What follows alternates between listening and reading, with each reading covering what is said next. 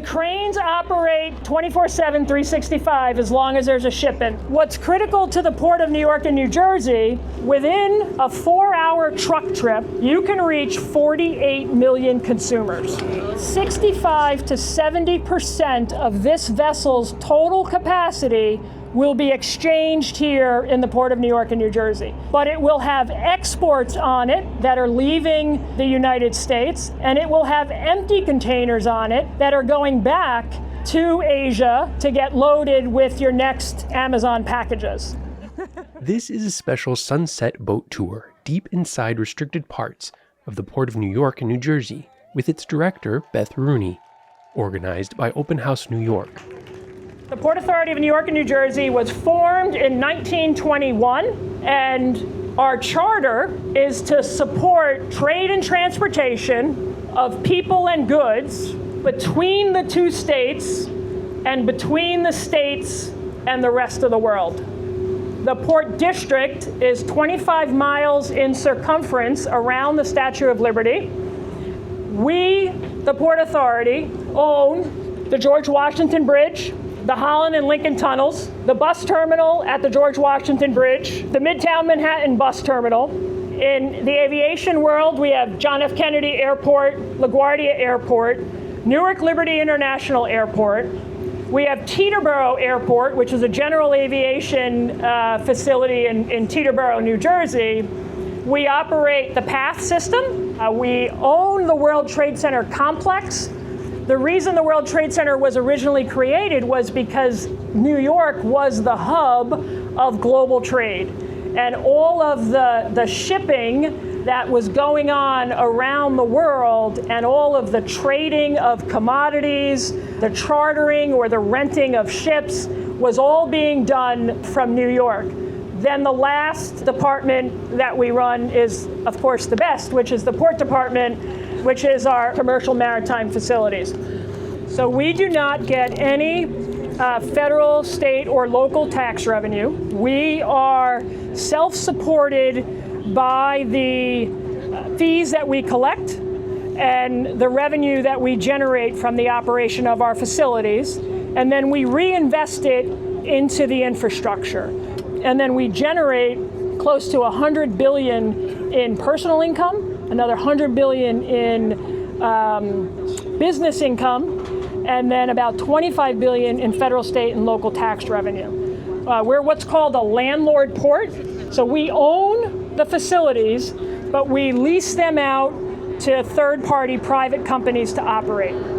Here to your starboard side, Liberty State Park is undergoing quite a bit of renovation right now in anticipation of next year's 250th anniversary of the founding of the United States of America. So July 4th, 2026, there will be a massive celebration here in New York that will go on for a week. We will have a large international Navy review. There will be an aviation review, an international air review. It will be going on at the same time as FIFA World Cup at the Meadowlands that same week. Where is New York Harbor in the world in terms of important harbors? Well, I'd like to say that we're the most important harbor. In terms of containerized volume, we are the second or third largest in the United States. It varies from month to month and year to year. In terms of world volume, today we're about 18th or 19th. We are the largest refined petrochemical port in the country. You think mostly about the Gulf state areas doing more petrochemical. They do more in overall volume, but not refined cargo that's ready to come out to the consumers and to final use.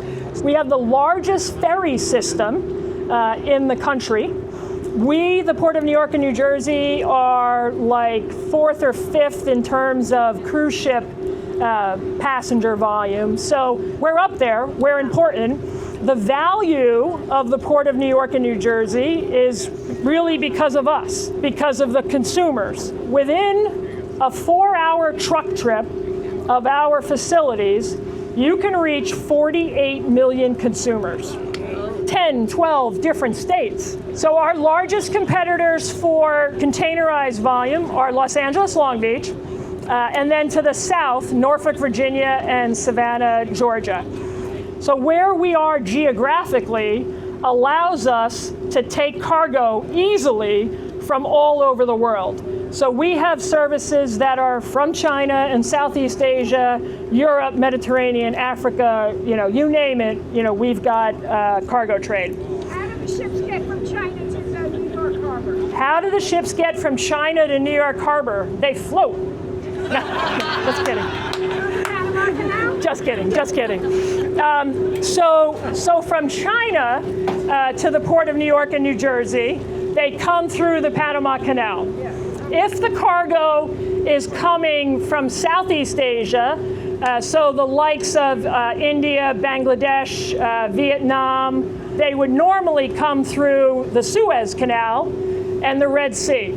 But in the last 12 to 14 months, the Houthis, a terrorist organization of Iran, has been attacking commercial merchant ships. So as a result, merchant ships are not going through the Suez Canal and have not for over a year. And they've had to come down around the Cape of Good Hope and the southern end of Africa and then come back up to New York, New Jersey. So for us, it's about an extra 10-day voyage in order to get here. You would think that would be extremely disruptive to the community. What the community and the shipping ecosystem needs is consistency and reliability. If we, the industry, can just communicate to them that it'll take 10 more days to get your cargo to the market in New York, New Jersey, then they plan accordingly in order to do that. Let's talk about first what shipping was, right? For those of you that are from Manhattan and Brooklyn, you see all of the piers that line the Hudson River, the East River, the Buttermilk Channel, and beyond. Up until the 50s and 60s, that's where all the cargo was coming in and out of the country from. And there were no terminals in New Jersey.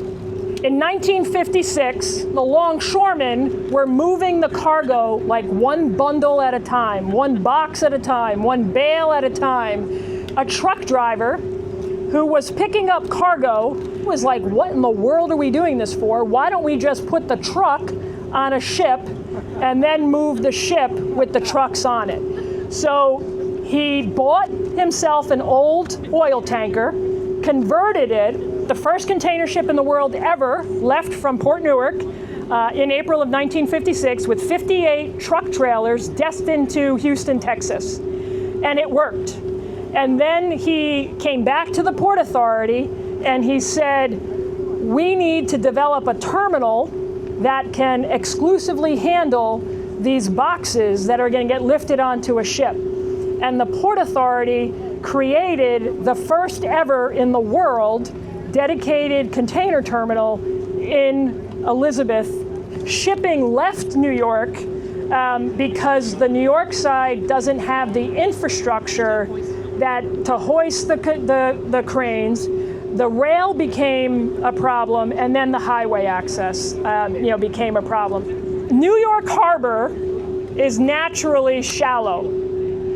When you go below the water level to areas that have not been dredged, you will hit rock at 16 feet. 16 feet. So we are naturally very, very shallow.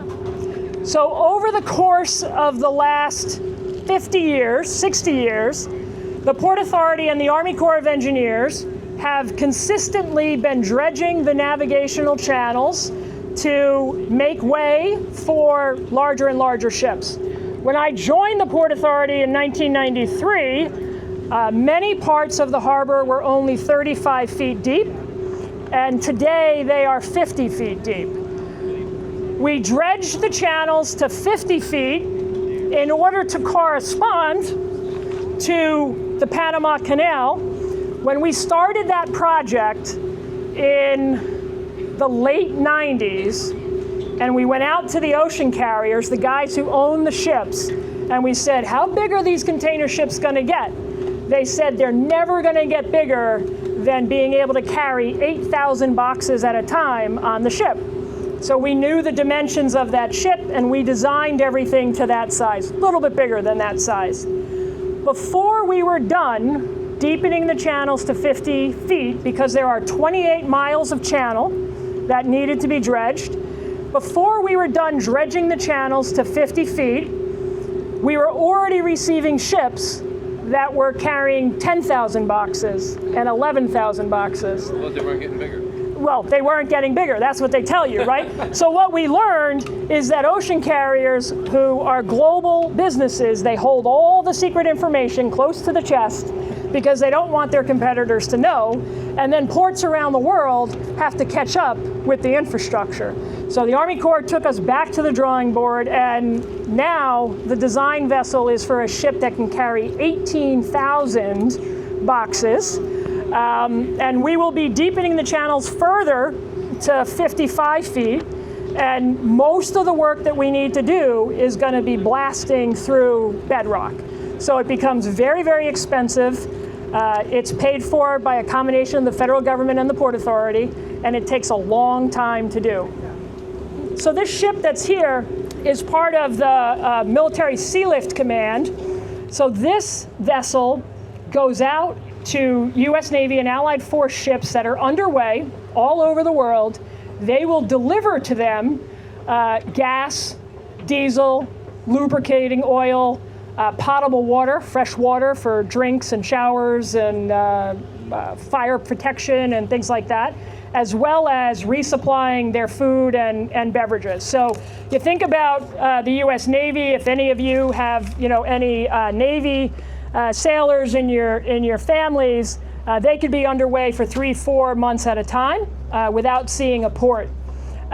So there's not a gas station in the sea. So the gas station comes to them and reprovisions the ship. So the question is sea level rise, and how do we accommodate it? All right, so this is Patrick Thrasher. He's the king of Port Authority capital projects in the Port Department. The short answer is we are building the capacity into all of our wharves to be able to build higher or put a seawall on or whatever the right intervention is. But right now we're not actually elevating because we don't know how high to go. So right now we're rebuilding things so that they can take additional load, they can take a seawall, kind of depending on what the height is and what the overall uses are, so that come the next 25, 50 years, we have the capacity built into the wharves to elevate or to line or whatever we might need to do, which is pretty consistent with best practices at other ports around the world and the country. Does that answer the question? Yep. Yeah. Thanks, Patrick. So what you see here on your starboard side is an oil tanker, the Largo Emerald, and that's at a facility in Bayonne, essentially moving gasoline and other liquid chemical products. So within the hold of that ship are individual tanks.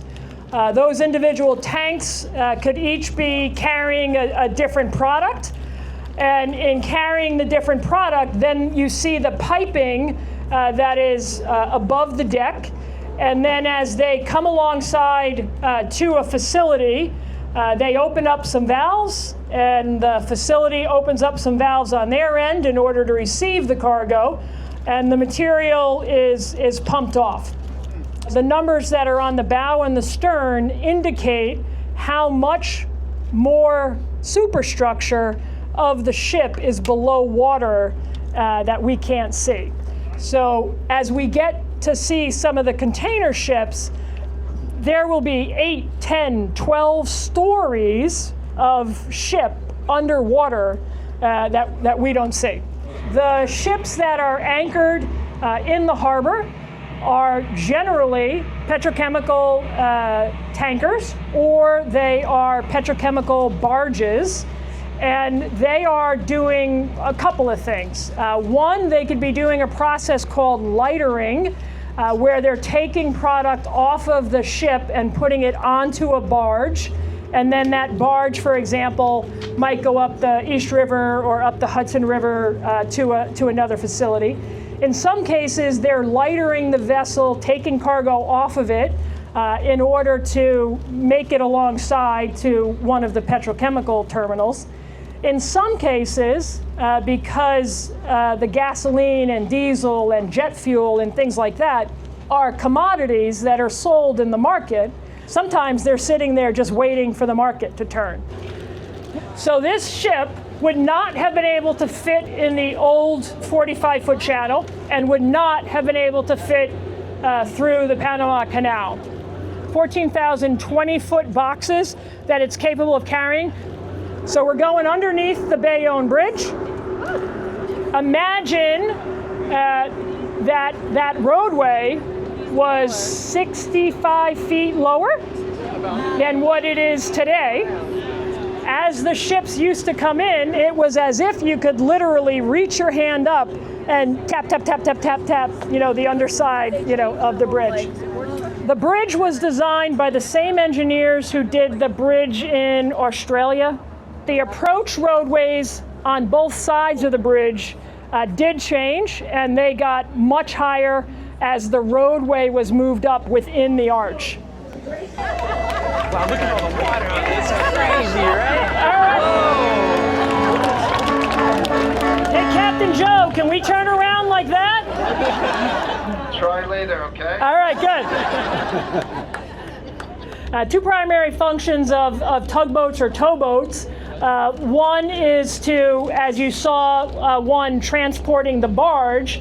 Barges like this one alongside the Maersk ship do not have their own engines and are not self-propelled, so they need a tugboat or a towboat in order to move them around. So all of the large commercial ships, as they come in and out of the harbor, depending on their size, they are required to take tugboats, and those tugboats assist. There's two types of pilots. There's bar pilots and harbor pilots.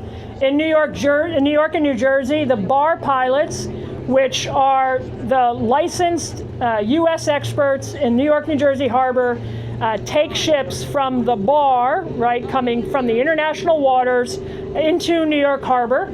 You also take on a harbor pilot. The harbor pilot is also a licensed expert in the navigation through New York Harbor, and they provide guidance, and they get back on board in order to help the ship depart. They'll stay with the ship, escorting it until an agreed upon point, and then the ship will hit international waters and go on their merry way. So we're going to go into the Elizabeth Channel. On the left side, on the port side, MAR Terminals, largest container terminal in the Port of New York and New Jersey. It's 450 acres. So the cranes operate 24/7, 365, as long as there's a ship in. There's 3 non-working holidays in the port in which they would take a break. But otherwise, they're working if the ship is here. So this Zim Mount Denali, you can see on the side of it that it says Zim LNG. LNG is liquefied natural gas. It is a nearly net zero emission, meaning it doesn't let out any carbon emissions. So the shipping business is looking to become much more sustainable. So we are seeing more and more ships that are burning something other than diesel fuel, which contributes to greenhouse gas emissions, particulate matter, sulfur dioxide in the environment. So that Zim ship is a 14,000 TEU vessel, and before she arrived here, she was in Kingston, Jamaica. Prior to that, Busan, Yangshan, Yantian, and when she leaves here, she's going to go to Norfolk, Charleston, and Savannah. So what's critical to the Port of New York and New Jersey is because of the population that we serve and how many people we can reach, about 65 to 70% of this vessel's total capacity will be exchanged here in the Port of New York and New Jersey. So when it leaves here, it is still going to have imports that then have to get taken off the ship in Norfolk, Savannah, and Charleston, but it will have exports on it that are leaving the United States, and it will have empty containers on it that are going back to Asia to get loaded with your next Amazon packages. You know, there's always been a lot of talk about technology, you know, in the port. These straddle carriers, the operator is climbing a straight ladder up the side of the equipment in order to get into that glass house. So there's definitely a safety benefit to having the operators in a control room, right? The other thing, you know, is this equipment lifts the containers based on trust of somebody all over the world that said, this thing weighs 20 tons, this thing weighs 30 tons, right? And then when you misdeclare the cargo that's in it and you hit a pothole or you make a turn a little too fast, you know, the equipment can turn over. Yes. Is there less cargo this year than there was last year? So year to date, we are up 6% over last year. And the reason for that is the tariffs. In the plus side, in that shippers were trying to advance the delivery of their cargo in order to get it in before the tariffs, the higher tariffs went into effect. So there's been a front loading, if you will, of cargo.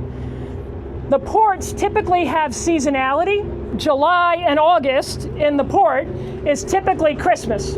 So we usually see a very strong July and August and maybe the first week or two of September. And if you don't have your Christmas, Hanukkah, Kwanzaa products in the port, and this is all US ports, if you don't have your products in by the middle of September, they're not making it onto the store shelves. So everything has been advanced this year.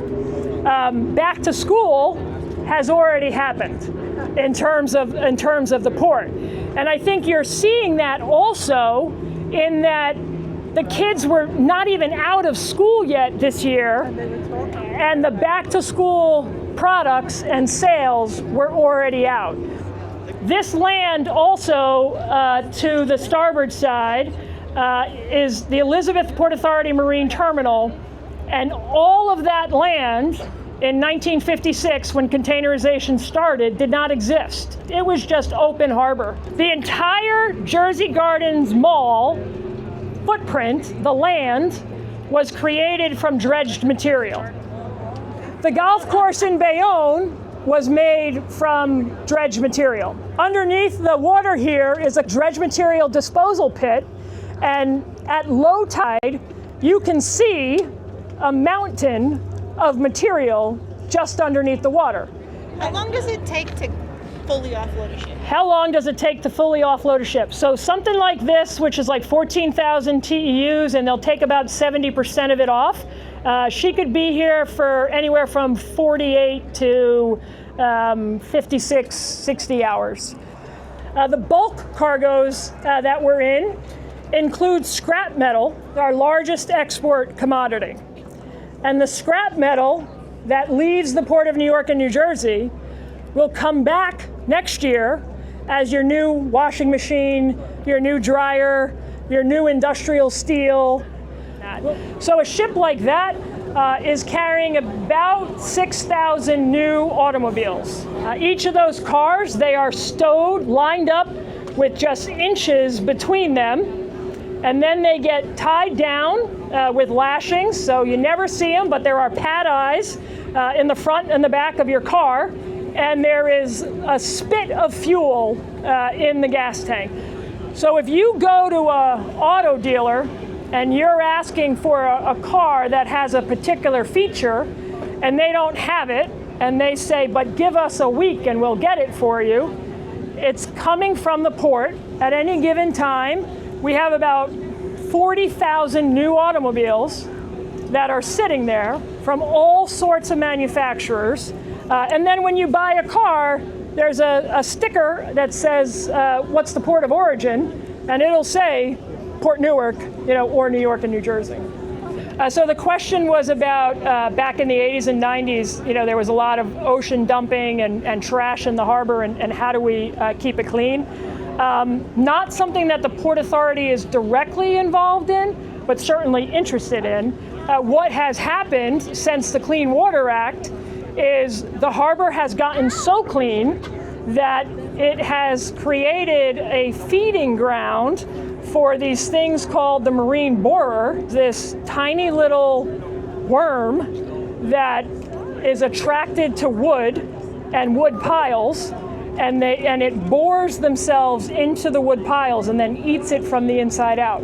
So around the harbor, as the water has gotten cleaner and allows for pleasure craft and now swim races and regattas and things like that, it's all great for us, but for the old wooden infrastructure, it's beating it to daylight. So Patrick and his team are working on a massive project to ultimately have all of the wharf infrastructure replaced over the next 15, 20 years or so. What a tour! What a tour! Beth, Rooney, 2.5 hours, no script, no notes, Bucky's tugboat doing circles. Tonight was a night to remember. That was a special moment. But I want to say my favorite part is that it just renews my appreciation for the city, not just the systems and the infrastructure, but truly the people who make those systems and infrastructure work. And I want to say, Beth, you are such a phenomenal ambassador. Your enthusiasm for the Port Authority is contagious. And I think I speak on behalf of the entire boat when I say thank you to you and your colleagues.